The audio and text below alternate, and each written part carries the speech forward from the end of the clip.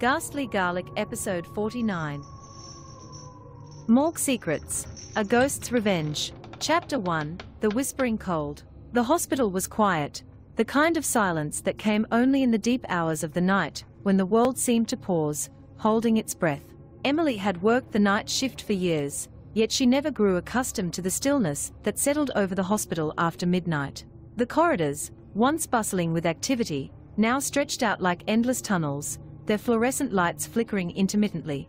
The air was cold, unnaturally so, as if the very walls were leaching warmth from the living. Emily was a senior nurse, known for her steady hands and calm demeanor in the face of chaos. She had seen her share of death, but she had never feared it. Death was a part of the job, an inevitable conclusion that she had learned to accept. But something about the morgue unsettled her. It wasn't just the cold, though that was part of it. It was the oppressive weight of the place, the sense that the dead were not as silent as they seemed. Tonight was no different.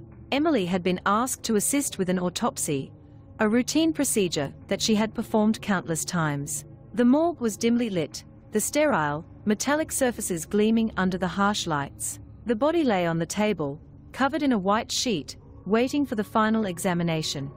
Dr. Harris, the hospital's chief pathologist, was already there, preparing his instruments with methodical precision. He was a man of few words, his demeanor as cold and clinical as the room they stood in. Emily had always found him to be distant, almost mechanical in his approach to the dead, but he was good at his job, and that was all that mattered. "Ready?" Dr. Harris asked, his voice echoing slightly in the stillness. Emily nodded, pulling on a pair of latex gloves. "Ready?" As they began the autopsy, the familiar routine of the procedure helped to ease some of her unease. But the coldness of the room seemed to seep into her bones, and she couldn't shake the feeling that they were being watched. It was a sensation she had experienced before in the morgue, but tonight it was stronger, more palpable. As Dr. Harris made the first incision, Emily glanced around the room, her eyes drawn to the far corner where the shadows seemed to gather. There, barely visible in the dim light, stood a woman Emily had never seen before. She was beautiful, with long dark hair and a sad, wistful expression on her face. She wore an old-fashioned dress, the kind you might see in a black and white photograph from the early 20th century. Emily's heart skipped a beat. She knew every staff member in the hospital, and this woman was not one of them. And yet, there was something familiar about her, as if she had seen her before, perhaps in a dream. The woman stood there silently, watching them with a calm, almost serene demeanor. "Dr. Harris." Emily's voice trembled slightly as she spoke. Dr. Harris looked up from his work, his brow furrowing. "What is it?" Emily hesitated, unsure of how to explain what she was seeing. "Do you see that woman in the corner?" Dr. Harris followed her gaze, but when he looked back at Emily, his expression was one of confusion. "There's no one there." Emily turned back to the corner, but the woman was gone, as if she had never been there at all. A shiver ran down her spine, and she forced herself to focus on the task at hand, though the image of the woman lingered in her mind. The rest of the autopsy passed without incident, but Emily couldn't shake the feeling of unease that had settled over her. When the procedure was finally complete, she hurried out of the morgue, eager to escape the oppressive cold and the memory of the woman in the corner. Chapter 2, The Shadow in the Hall. The following nights were uneventful, and Emily began to convince herself that what she had seen in the morgue was just a trick of the light, or a product of her exhaustion. But deep down, she knew it was more than that. The hospital was old, and like many old places, it had its share of ghost stories. Emily had heard them all over the years, tales of restless spirits, unexplained phenomena, and the occasional sighting of figures that vanished as quickly as they appeared. But Emily was a rational person, not one to believe in ghosts or the supernatural. She had always attributed such stories to the overactive imaginations of her colleagues. Yet, the memory of the woman in the morgue haunted her, and she found herself thinking about it constantly. One night, as she made her rounds through the hospital's deserted corridors, she felt a sudden drop in temperature. The air around her grew colder, and the lights flickered briefly. She stopped in her tracks, her heart pounding in her chest. She knew this sensation. It was the same oppressive cold she had felt in the morgue. As she stood there, trying to calm her racing heart, she heard the soft sound of footsteps behind her. They were slow and deliberate, the kind of footsteps that belonged to someone who had all the time in the world. Emily turned slowly, her breath catching in her throat. There, at the end of the hallway, was the woman from the morgue. She was closer now, her features more defined. Her dark hair cascaded over her shoulders, and her eyes, those sad, sorrowful eyes, seemed to bore into Emily's soul. The woman smiled, a faint, melancholy smile that sent chills down Emily's spine. Emily wanted to run, to scream, to do anything to break the spell that had fallen over her, but she couldn't move. She was rooted to the spot, her eyes locked on the woman who stood before her.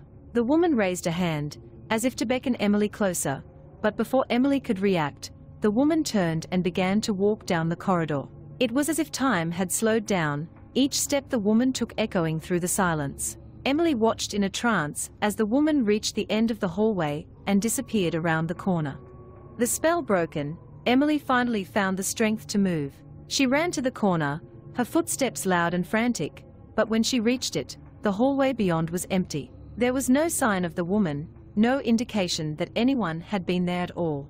Emily stood there, her breath coming in short gasps, her mind racing. She had seen her again, and this time, there was no denying it. The woman was real, or at least, she had been once. Chapter 3, The Forgotten Mortician. Determined to find answers, Emily began to investigate the history of the hospital. She spent her days off poring over old records, searching for any mention of the woman she had seen. The hospital had been in operation for over a century, and its history was filled with stories of both triumph and tragedy. But as Emily delved deeper, she began to uncover a darker side to the hospital's past. A history of malpractice, corruption, and cover-ups that had been buried beneath decades of silence. The woman, she discovered, had been a mortician named Eleanor Hartley. She had worked at the hospital in the 1920s, a time when the world was still reeling from the aftermath of the Great War and the Spanish flu pandemic. Eleanor had been known for her beauty, her kindness, and her dedication to her work. But she had also been known for her curiosity, a trait that had ultimately led to her demise. According to the records, Eleanor had uncovered evidence of malpractice within the hospital. She had discovered that some of the doctors were involved in illegal activities, performing unauthorized experiments on patients, falsifying death certificates, and even selling body parts on the black market. Eleanor had been horrified by what she had found, and she had tried to expose the truth. But the hospital administration had been powerful, and they had silenced her. The official record stated that Eleanor had died in a tragic accident, but Emily knew better.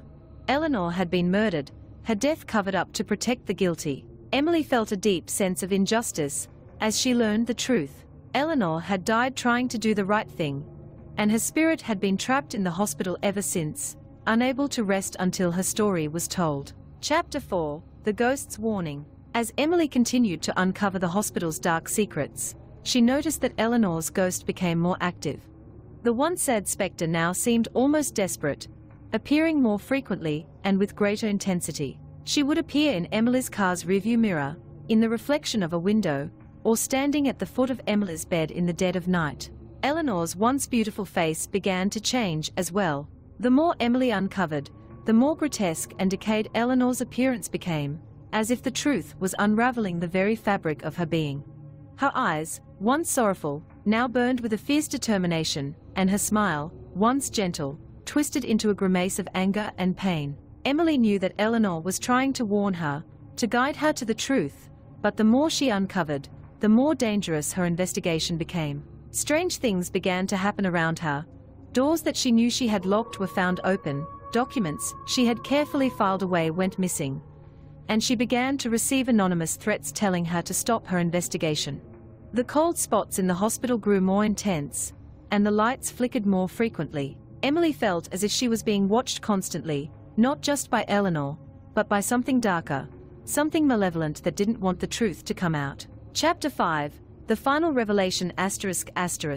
Undeterred by the threats and the growing sense of danger, Emily pressed on. She was determined to bring justice to Eleanor and to expose the corruption that had taken place in the hospital all those years ago. Her investigation led her to a forgotten part of the hospital, a section that had been sealed off for decades. With the help of an old blueprint she found in the archives, Emily managed to locate the entrance to the abandoned wing. The door was old and rusted, the paint peeling away to reveal the decaying wood beneath. Taking a deep breath, Emily pushed the door open and stepped inside. The air was thick with dust, and the dim light from her flashlight barely penetrated the darkness. The floorboards creaked ominously beneath her feet as she made her way down the narrow corridor. At the end of the hallway, she found a small room, its door slightly ajar.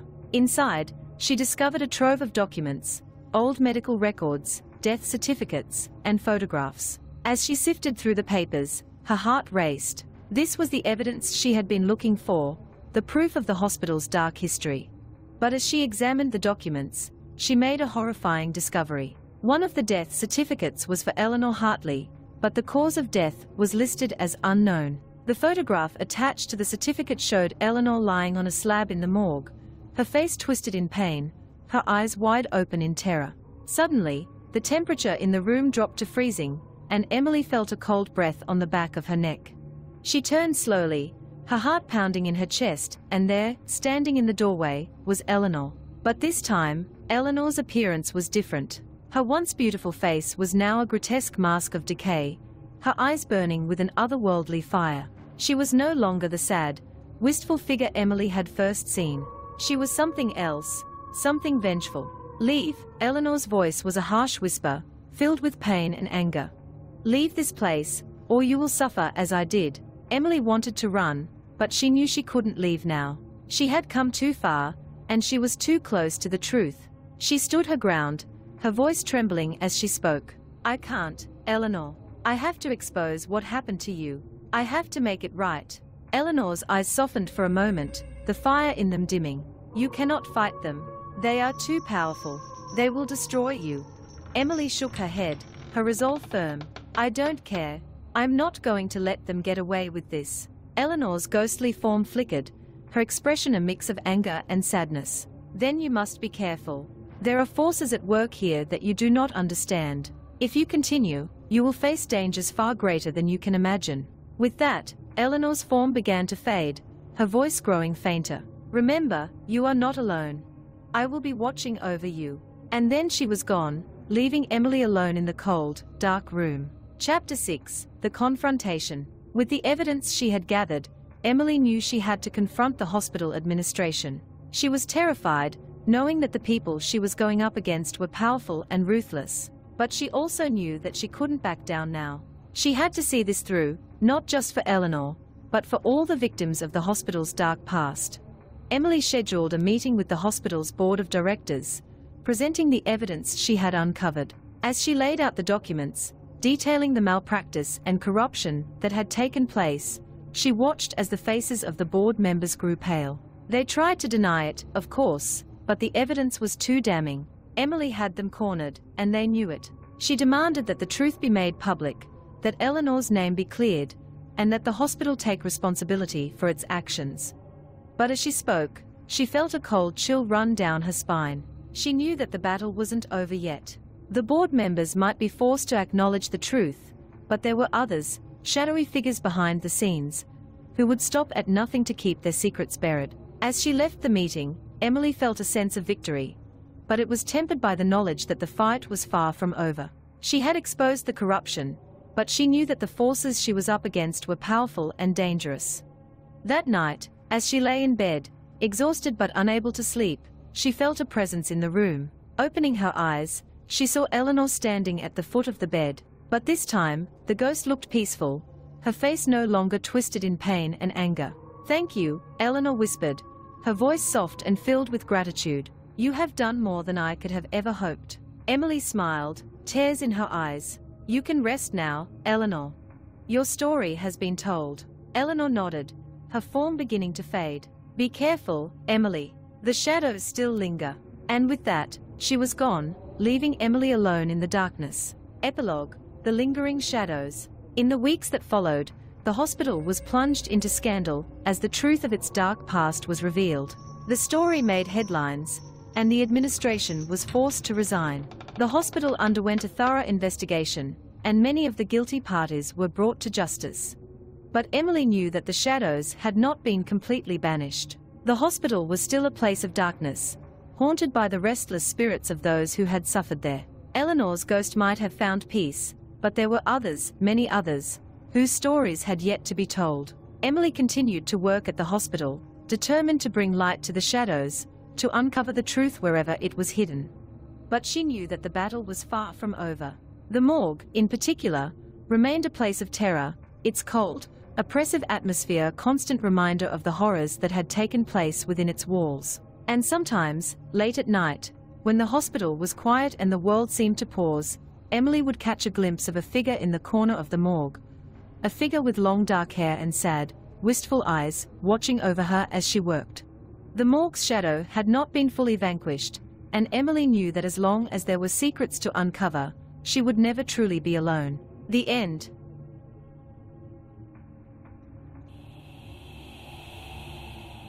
Thanks for tuning in to our podcast.